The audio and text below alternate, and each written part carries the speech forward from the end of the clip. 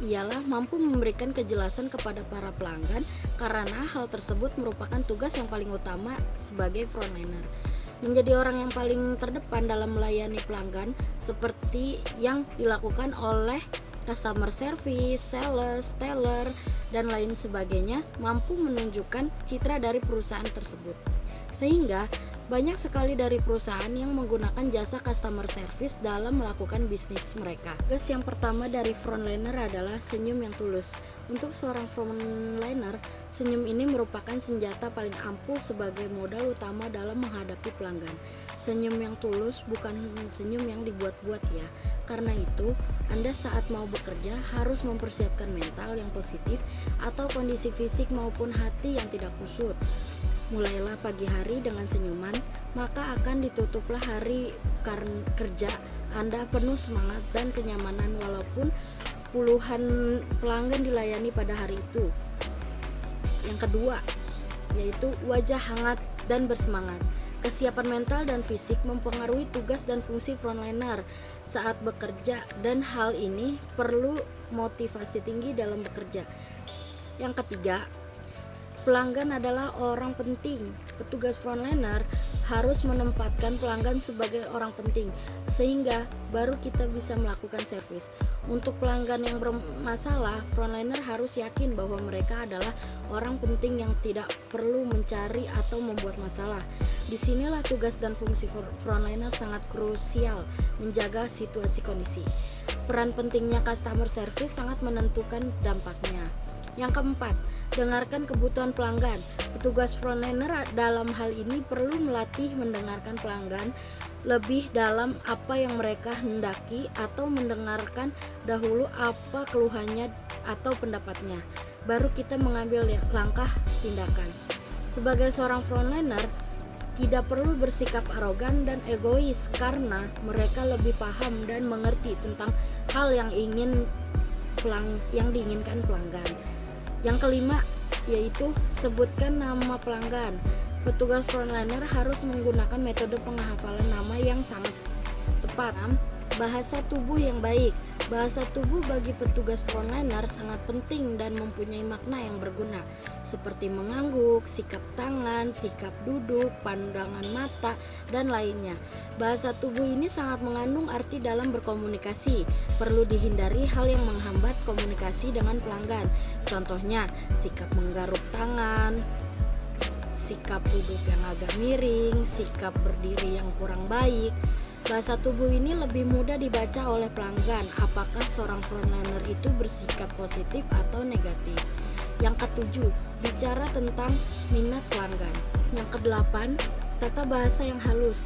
Petugas frontliner penting menggunakan tata bahasa yang baik dan benar, mengerti akan situasi saat terjadinya pembicaraan sehingga tepat menggunakan tata bahasa yang baik. Standar pelayanan konsumen tidak terkesan dibuat-buat atau tidak sopan. Peran tugas dan fungsi frontliner memerlukan kecerdasan secara emosional. Yang kesembilan, proses yang dikerjakan. Proses yang dikerjakan ini maksudnya adalah bagaimana kita meyakini proses yang sedang ditunggu oleh pelanggan sedang dikerjakan sehingga pelanggan yakin bahwa kebutuhannya terpenuhi dan diperhatikan.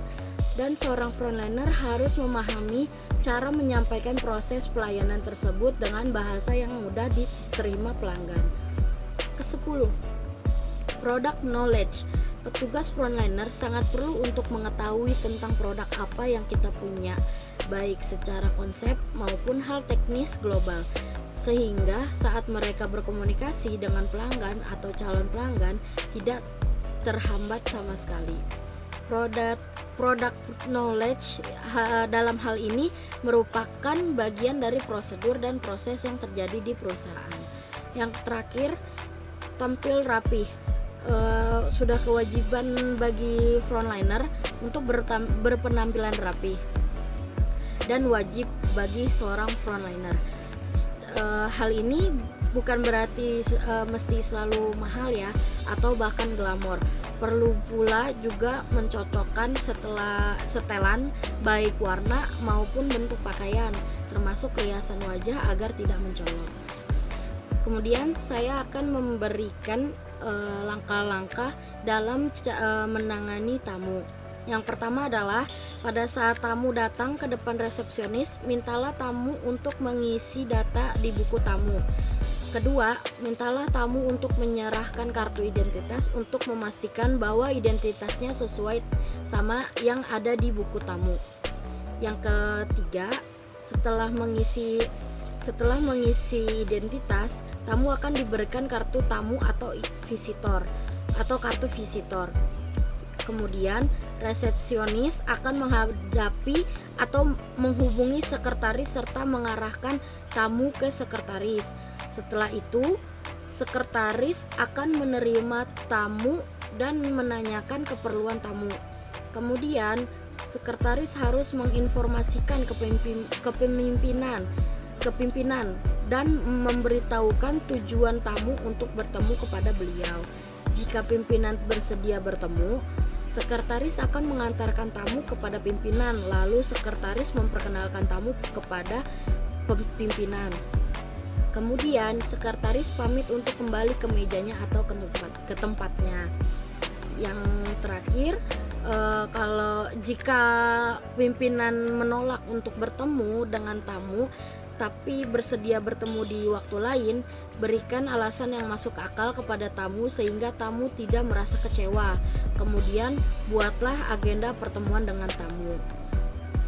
Kemudian saya akan menjelaskan atau memberi tips cara menangani tamu yang komplain.